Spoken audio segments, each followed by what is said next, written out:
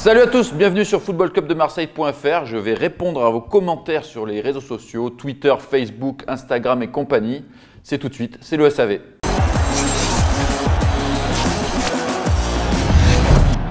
On commence par Twitter avec Laurent Chebran qui nous dit « Arrêtez avec Mitroglou, les attaquants c'est comme ça rate des trucs incroyables et quand ça va commencer à marquer, ça enchaîne. » Ben, je suis d'accord avec toi Laurent.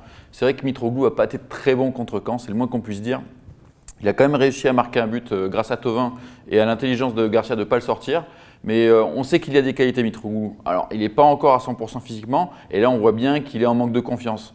Mais si l'équipe elle continue à jouer comme ça, à jouer haut et à lui donner des ballons, moi je vous le garantis, Mitroglou, il va en planter des buts. Alors soyez patient, on sait qu'attaquant, c'est pas très facile comme job, c'est pas très simple, pardon. Mais Mitroglou, il est humble, il travaille et ça va payer ça. On passe ensuite à nos amis de Facebook. Et là, c'est la fameuse affaire Evra. Alors, il y a beaucoup de commentaires de supporters qui taclent sévèrement notre ami Evra, mais on en a quand même certains qui le défendent, donc autant prendre le contre-pied. Et donc là, c'est Gauthier Mba qui nous dit « Vous faites bip avec vos publications de merde. Evra est un monsieur dans le football mondial. Quand les idiots aigris et sans cervelle lui manquent de respect, il se doit de réagir. Bravo à tonton Pat. » Alors oui, Patrice Evra a un beau palmarès. Oui, Patrice Evra a une belle carrière. Mais Patrice Evra n'est pas bon depuis qu'il arrive à Marseille et surtout Patrice Evra fait le malin depuis qu'il est arrivé à Marseille. Alors Evra est peut-être rentré dans un personnage de bad boy qu'il a du mal à assumer, mais le fait est que si on ne peut pas accepter que les supporters insultent les joueurs, cela existe dans le football malheureusement et les joueurs pro ne doivent pas répondre et encore moins provoquer. Et Patrice Evra provoque et en plus finit par mettre un coup de pied, des coups de poing, donc c'est pas tolérable. Donc, je suis désolé, le respect, c'est pas à Patrice Evra qu'on le doit. C'est Patrice Evra qui le doit aussi par rapport à son statut. Donc c'est bien gentil de défendre Patrice Evra, mais je crois que sur ce coup-là, il est quand même indéfendable. Allez, on continue sur YouTube cette fois. Et là, on passe à quelque chose de plus positif. Et c'est Danny Blay qui nous dit « Zambo monte en puissance depuis le début de la saison, c'est impressionnant. » Et oui, c'est vrai que notre jeune Zambo, plus ça va, mieux ça va. Alors déjà, il a stabilisé le milieu de terrain avec notre ami Gustavo, bien sûr. Par sa puissance physique, ses grands compas, il va nous récupérer plein de ballons, mais surtout, il progresse dans le jeu vers l'avant avec le ballon. Il joue plus à une touche, beaucoup plus simple avec Thauvin. On l'a vu face à Caen, c'était intéressant.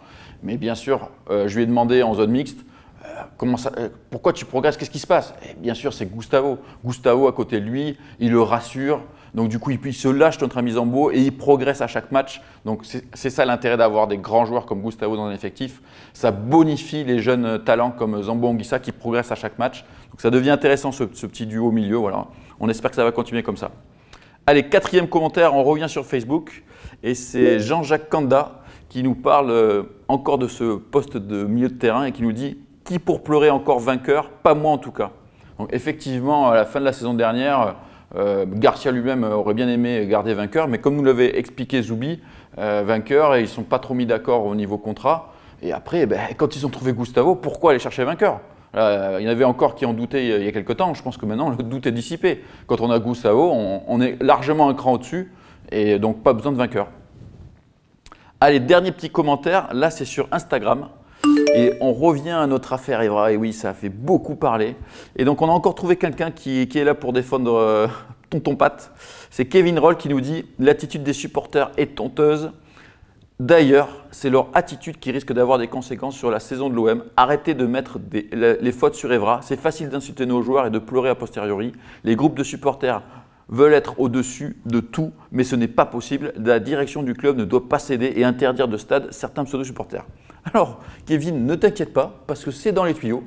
Effectivement, Jacques-Henri Hérault semble vouloir profiter de cet incident pour aller au-delà de ça. Alors, interdire les débordements, c'est une chose, mais en profiter pour essayer d'éradiquer un peu le mouvement ultra, c'est autre chose. Et on peut se demander s'il n'y a pas un petit plan Le Prou qui se cache à Marseille. C'est la question qu'on va pouvoir se poser dans les prochaines semaines. Voilà. Donc, merci de nous avoir suivis. Moi, je serai là à même heure, même place la semaine prochaine pour répondre à vos questions. Ça sera encore un autre SAV. Alors, en attendant, n'hésitez pas, YouTube, Facebook, Twitter, venez commenter. Je répondrai à vos commentaires. Salut!